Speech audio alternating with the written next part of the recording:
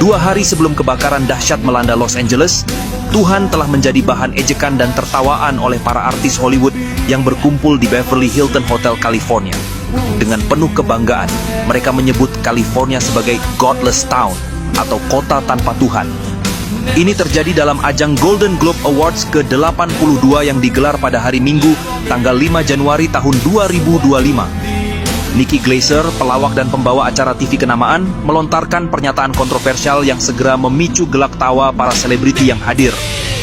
Julukan kota tanpa Tuhan yang dilontarkan Nikki Glaser itu bermula dari sebuah polling bertajuk Globe's Leaders yang mengajukan satu pertanyaan mendasar.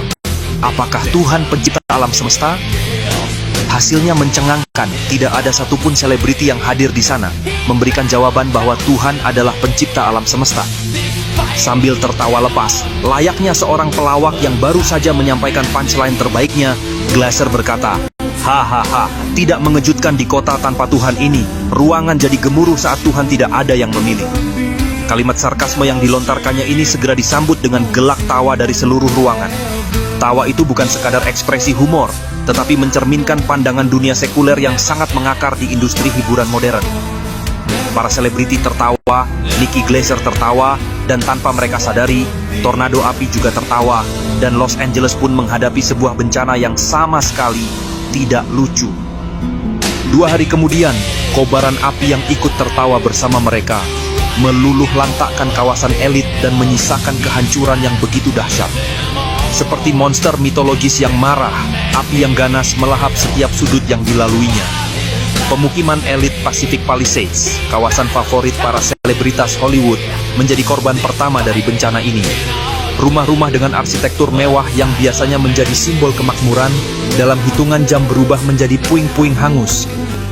Kobaran api terus bergulir, melintasi wilayah Greater Los Angeles dengan rakus, melalap lebih dari 40.000 hektar lahan, dan menghancurkan lebih dari 12.000 bangunan. Ratusan ribu orang terpaksa mengungsi, dan setidaknya 24 nyawa melayang dengan sia-sia. Los Angeles, sang kota tanpa Tuhan, berubah menjadi neraka dunia. Setengahnya tenggelam dalam kobaran api, sementara setengah lainnya menggigil kedinginan dihantam badai salju. Los Angeles, kota yang identik dengan kemewahan, hiburan, dan gaya hidup yang glamour, dulunya hanyalah sebuah pemukiman kecil yang didirikan oleh misionaris Spanyol pada tahun 1781. Pemukiman kecil ini memiliki nama El Pueblo de Nuestra Señora la Reina de Los Angeles, atau Kota Bunda Maria, Ratu para Malaikat, sebuah nama yang mencerminkan akar spiritualnya yang kuat dalam tradisi Katolik. Namun, apa yang terjadi dalam beberapa abad berikutnya, perlahan tetapi pasti mengikis fondasi spiritual masyarakat di sana, hingga kota ini berubah menjadi simbol dari sekularisme ekstrem dan bahkan sarkasme terhadap Tuhan. Mulai dari masa demam emas California hingga pembangunan jaringan rel kereta api, perkembangan ekonomi yang pesat membawa modernitas dan nilai-nilai sekuler yang perlahan mengikis fondasi spiritual. Hingga abad ke-20, dengan munculnya Hollywood sebagai pusat hiburan dunia, Los Angeles bertransformasi menjadi simbol materialisme dan budaya hedonis. Dan dengan berdirinya Hollywood, Los Angeles berkembang menjadi pusat hiburan dunia, di mana para pengusaha dan visioner seperti Carl Laemmle dan Louis B. Mayer melihat potensi besar pada industri ini. Mereka mengubah Los Angeles menjadi kota impian bagi para pembuat film, aktor, dan seniman. Bersamaan dengan itu, hedonisme dan kebebasan yang kebablasan juga mulai berkembang melalui akumulasi pengaruh dari industri hiburan yang menempatkan popularitas dan keuntungan di atas nilai-nilai moral. Kita dapat melihatnya lebih jauh, di mana tema-tema yang mengagungkan individualisme ekstrem dan kebebasan tanpa batas kerap diangkat di layar kaca.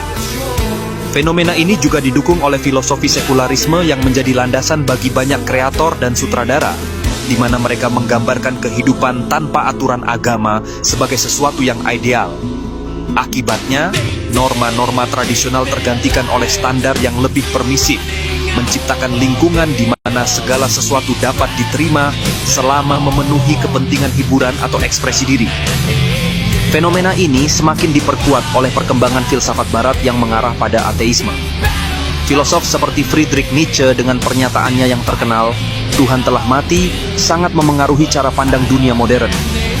Dalam pandangan Nietzsche, kematian Tuhan bukanlah peristiwa fisik, melainkan simbol dari hilangnya kepercayaan manusia terhadap nilai-nilai agama akibat kemajuan zaman dan teknologi.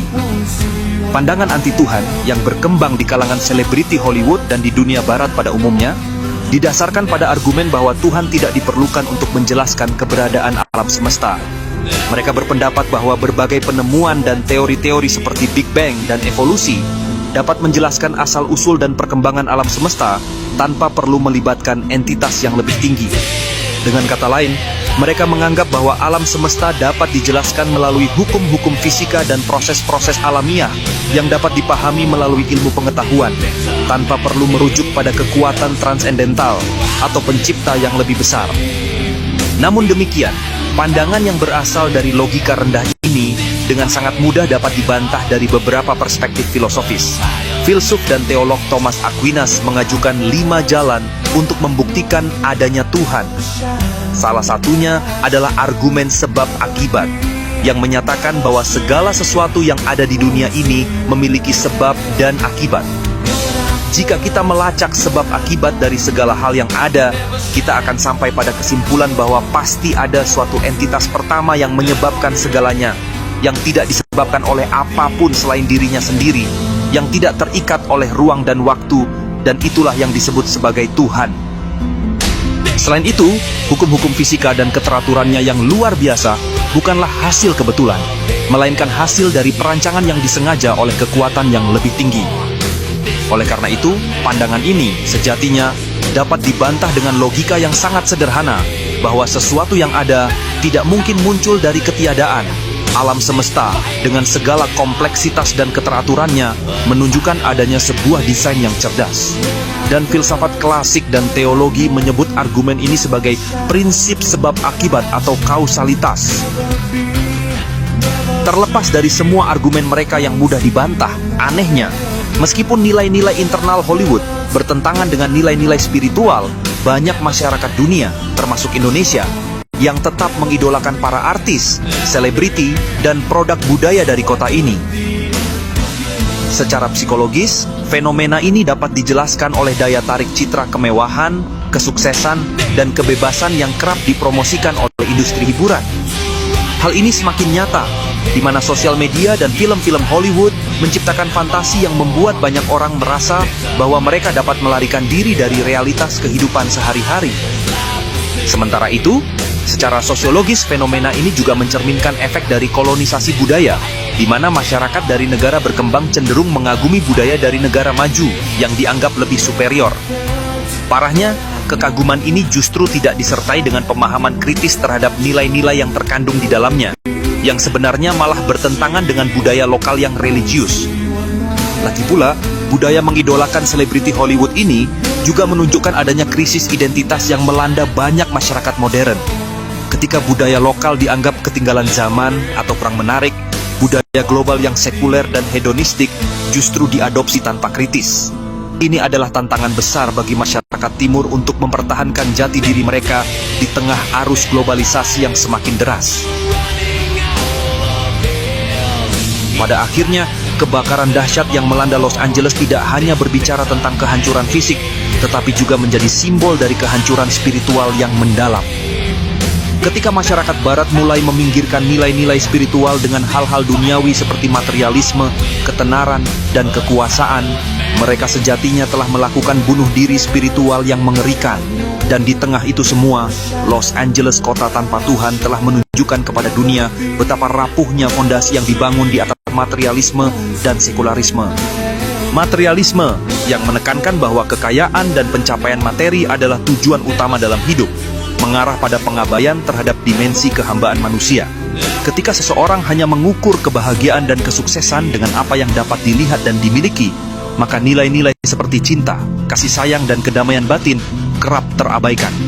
Akibatnya, meskipun memiliki kekayaan atau ketenaran, banyak individu merasa hampa, kosong, dan tak terpenuhi, mencari kebahagiaan melalui konsumsi dan pencapaian sementara yang tidak pernah benar-benar memuaskan jiwa. Sekularisme, di sisi lain, mendorong pemisahan antara agama dan kehidupan publik.